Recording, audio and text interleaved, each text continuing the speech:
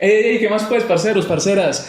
Nuevos genios, sean bienvenidos a un nuevo video para este canal. Yo soy Johan Caicedo y acompáñame porque vamos a empezar con una serie de videos sobre la historia de la física que va a estar espectacular. Vamos a ir desde aquellos pensadores que imaginaban su mundo a su manera hasta nuestros días y vamos a recorrer juntos todo ese camino de lo que ellos tuvieron que pasar o lo que ellos descubrieron a medida que fue pasando el tiempo. Así que acompáñame porque vamos a empezar con esto que es la historia de la física.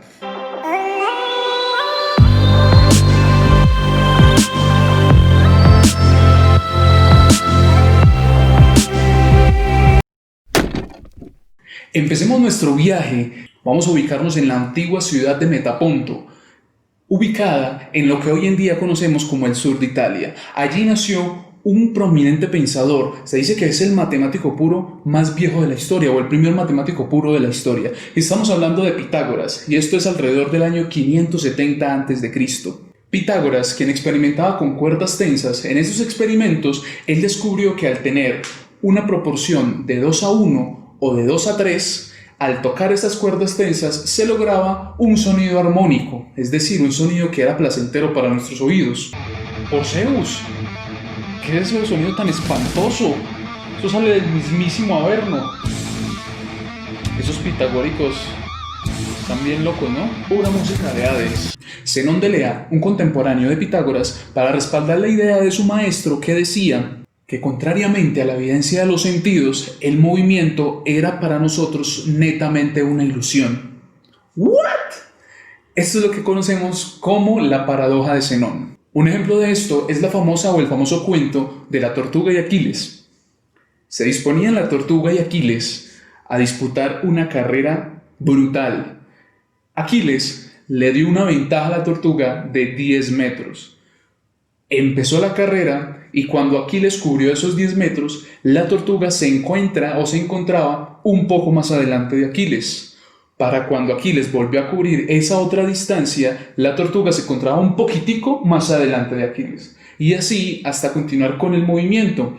Es decir, que bajo esa lógica Aquiles nunca podría alcanzar la tortuga. Y esto era lo que creía Zenón de Elea. Demócrito trató de resolver la paradoja de Zenón, diciendo que la materia no puede ser infinitamente divisible, es decir, la idea de que la materia está hecha de átomos. Y esto fue alrededor del año 400 a.C. ¿Átomos en el 400 antes de Cristo? ¿Estás seguro que eso no es plagio? Continuamos nuestro viaje en el tiempo, seguimos avanzando y vamos a llegar a una ciudad de la antigua Grecia, una ciudad llamada Estagira, para encontrarnos allí con un personaje célebre, un personaje imponente, importante, que se encontraba en ese momento realizando una conferencia brillante en lo que se conocía como el Liceo de Atenas. Y estamos hablando del mismísimo Aristóteles, que en su conferencia estaba hablando de temas tan variados como lógica, biología y física.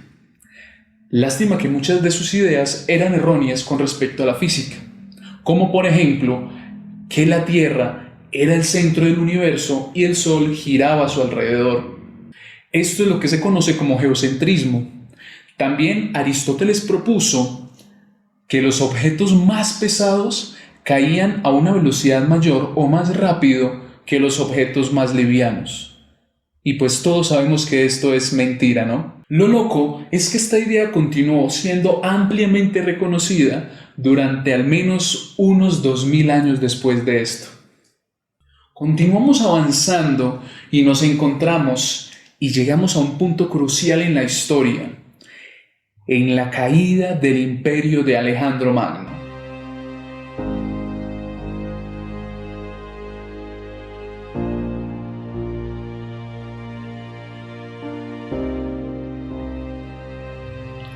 Luego de su muerte, los generales de Alejandro Magno dividieron el imperio para quedarse cada uno con una parte. Entre esos, Egipto quedó bajo el poder del general Ptolomeo I. El sueño de Alejandro, la maravillosa ciudad de Alejandría, su capital, se convirtió en el centro intelectual del mundo en esa época, donde surgieron muchas escuelas de pensadores, de ingenieros y de gente intelectual de la época. En Alejandría tendríamos la maravillosa Biblioteca de Alejandría. Allí se inspiraron muchos estudiantes brillantes, tal como fue Euclides. Conocemos que Euclides es el padre de la geometría, y Euclides llegó para revolucionar toda la concepción de lo que hoy conocemos como geometría. Si te está gustando este video, ¿por qué no te suscribes? Suscríbete de una vez y sigue conociendo con nosotros toda la historia de la física. Y aparte así nos ayudas para que este canal siga creciendo y podamos seguir subiendo contenido más constantemente, con historias más chéveres y cada vez con mejor contenido. Así que suscríbete, dale me gusta y comenta abajo con un corazón negro, porque son cool. Estamos hablando alrededor del año 300 a.C. Otro de sus estudiantes brillantes fue Arquímedes, que es conocido como el más grande de los físicos antiguos. Luego de haber terminado su educación en Alejandría, Arquímedes regresó a su natal Siracusa. Allí gozó ampliamente del patrocinio real de Hierón II. Arquímedes prácticamente fue de los primeros en tener sugar daddy. Yo definitivamente no sé cuántas pendejadas digo por mí. Con su ley de la flotabilidad de los cuerpos, estamos ante prácticamente el padre de la hidroestática y la estática. La historia de Eureka también es muy interesante. La historia dice que Arquímedes pronunció esta palabra justamente cuando descubrió lo que hoy conocemos como el principio de Arquímedes, que establece la relación entre lo que es el volumen de un cuerpo sumergido en un líquido y la fuerza de flotabilidad que éste experimenta. Esto le permitió resolver el problema que le formuló Hierón II para saber la pureza de una corona de oro. Lo curioso es que Arquímedes encontró esta solución mientras se encontraba tomando un baño en su tina. Allí fue cuando supo la idea, lo descubrió y salió por las calles de toda Siracusa desnudo gritando ¡Eureka! ¡Eureka! ¿Qué es? Lo he descubierto. Arquímedes estudió también lo que hoy conocemos como estática. En su libro El equilibrio de los planos dio origen a lo que es la palanca. Dame un punto de apoyo y una vara lo suficientemente grande y moveré el mundo. Y vaya que lo movió. Pero estas son palabras mayores, ¿no? Estamos exagerando un poco, mover todo el mundo. Que hay de mover un barco, o sea, al menos algo más realista, ¿no? De hecho, Arquímedes lo pudo hacer por medio de poleas y palancas, sus inventos.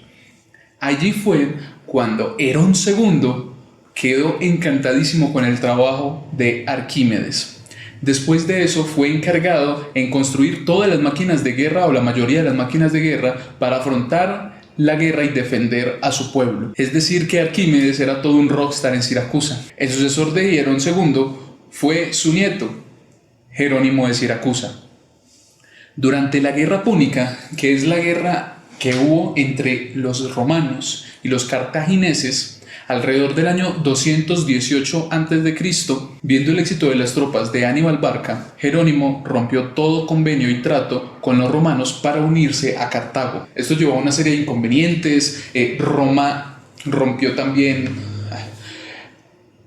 Esto llevó a una serie de inconvenientes, es decir, ya los fines de semana no jugaban fútbol, no, ¿qué tal? Uno le decía al otro, no, es que, ¿sabes qué? Me voy a llevar el balón, y entonces el otro decía, sí, yo me llevo el balón, entonces, bueno, se armó tremendo pleito ahí, uno no querían poner la gaseosa, los otros no pagaban, los otros hacían trampa, bueno, en fin, entonces se armó tremendo problema ahí, ya los romanos no querían saber de nada, pusieron sitio en Siracusa.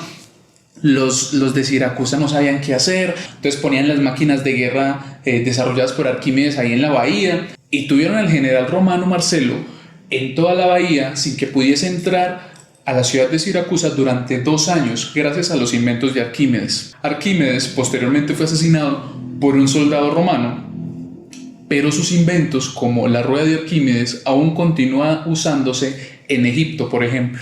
Hacemos todo un viaje en el espacio-tiempo para ubicarnos espacial y temporalmente en el último siglo antes de Cristo. Egipto, tomada por los romanos, ya no era lo que fue hace muchísimos años. Toda su gloria, toda su imponencia estaba bajo el dominio del Sacro Imperio Romano. Degradada y convertida en tan solo una provincia romana, teníamos todos esos años de gloria del Imperio Egipcio y ahora solamente nos quedaba una pinche provincia.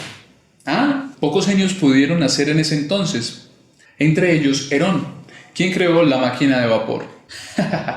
No, mi pequeño saltamontes, te falta mucho por aprender.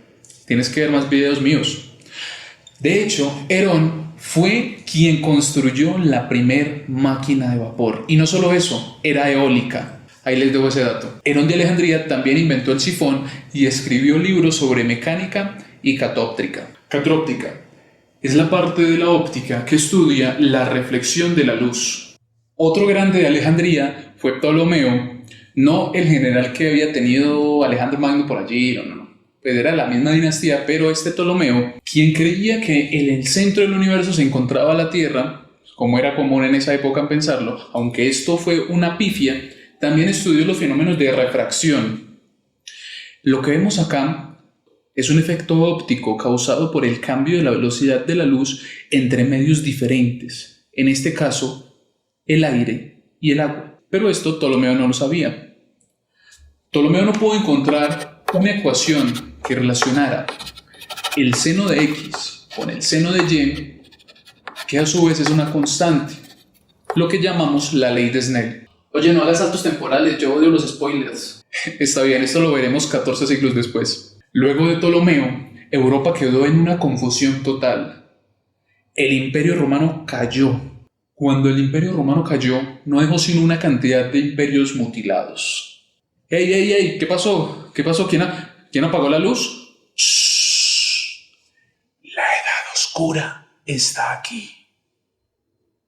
Varios siglos de oscuridad se vivieron, donde no hubo avance científico alguno, más bien un retroceso. Y llegamos al Renacimiento, la época donde es el renacer de las artes, de la ciencia, donde el hombre se reencontró consigo mismo, con su curiosidad, y empezó a avanzar hacia el progreso para construir una base sólida científica. Todo era hermoso y pleno. Mentiras, para nada. El Renacimiento no fue realmente el renacer de la ciencia, pues en esa época todo estaba permeado por el fanatismo religioso, y la fe del posrenacimiento no hacía sino más que interrumpir cada avance de progreso que iba en contra de sus creencias, e intentaba dar explicaciones a los fenómenos naturales que no se comprendían hasta la época, utilizando a Dios como una explicación para esto. Pasamos siglos interminables de ningún avance científico alguno. El peor momento de la historia de la humanidad, donde no se logró absolutamente nada más que la represión y la imposición de una creencia, donde hacer ciencia era algo pagano, donde hacer alquimia, que fue la madre de la química, era considerado herejía o brujería. Sendo tamaño de problema era hacer ciencia en esta época. Y así llegamos al siglo XV, a la Europa del Este, para presenciar el trabajo de un hombre irreverente, revolucionario. Ese hombre era Nicolás Copérnico, quien paró al Sol y puso a la Tierra a orbitar alrededor del Sol. Esto iba en contra de todas las creencias de la época. Era algo supremamente revolucionario, irreverente. Y se le fueron encima, como era de esperarse. Los impíos principios de Copérnico fueron publicados en el año 1543. Pero Nicolás Copérnico no dijo pues que su libro no representaba la realidad. De hecho, fue su editor quien lo puso. El trabajo de Copérnico inspiró a muchos, y muchos estudiantes, entre ellos Reinhold, quien publicó la tabla prusiana de las posiciones planetarias. En este momento llegamos a la Alemania del 1571 para presenciar el nacimiento de un grande, uno de aquellos gigantes, uno de esos científicos prominentes. Estamos presenciando el nacimiento de nada más y nada menos de Johannes Kepler, quien describió las órbitas planetarias en 3 leyes fundamentales, de los movimientos planetarios. La primera de ellas: los planetas orbitan en trayectorias elípticas, con el Sol en uno de sus focos. La segunda ley: La línea que conecta el planeta con el Sol recorre áreas iguales en tiempos iguales. Esto quiere decir que le toma al planeta el mismo tiempo en ir de 1 a 2 que de 3 a 4. Pero el planeta se mueve más rápido cuando está cerca del Sol. Tercera ley. El cuadrado del periodo orbital es proporcional al cubo del semidiámetro orbital. ¡Ca! Lo que no dijo Kepler es que si tomamos a dos planetas orbitando alrededor del Sol y sus periodos orbitales son T1 y T2 respectivamente, y distancias de 1 y de 2, se debe cumplir lo siguiente.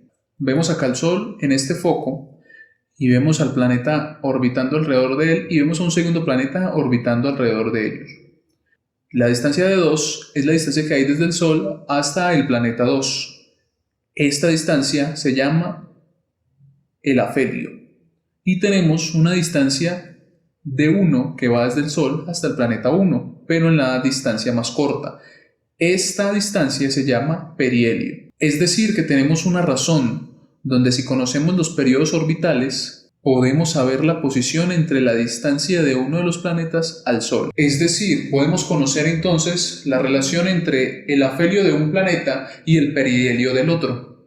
Hemos recorrido un camino espectacular, desde aquellos antepasados griegos, los pensadores, que ingeniaron todo un método para poder descubrir, a partir de métodos empíricos, cómo era que funcionaba su mundo, cómo era su cosmología de lo que le rodeaba, hasta llegar a un poco más allá de la Edad Media. Desde aquellos utópicos griegos hasta cómo está conformado el cielo y cómo es que los planetas se mueven, y podemos describir cada una de sus órbitas exactamente. Es decir, podemos decir cómo se mueven, pero ¿por qué se mueven? Esto lo contestaremos con el personaje siguiente, otro de los grandes. ¿Puedes imaginar quién es? Si sabes quién es, escríbelo ya rápido en la caja de comentarios y di quién es ese grande que sigue. Pues vamos a dar 5 segundos. 5, 4, 3, 2, 1, ¿ya? Ese grande de la historia que sigue es... ¿qué creíste? ¿Que te lo iba a decir así de fácil? No. Lo vamos a decir en el próximo video. No sin antes recomendarte que le des acá, te suscribas y luego vayas y veas este video que está buenísimo. Te lo recomiendo 100%. Nos vemos en un próximo video. Espero que hayas disfrutado este video tanto como yo lo disfruté haciéndolo. Y nos vemos en la próxima. Adiós, nuevos genios. Hasta la vista, baby. Oye, ese Arquímedes era un loco, ¿no? Te imagino yo saliendo de acá, tratando corriendo de aquí para abajo, por todo el edificio, así en peloto, desnudo y gritando eureka, eureka, eureka. O sea, ¿qué me dirán los vecinos? ¿Será que me denunciarán? Así eso sí, me deportan y a la gaveta de una vez para Colombia, ¿no?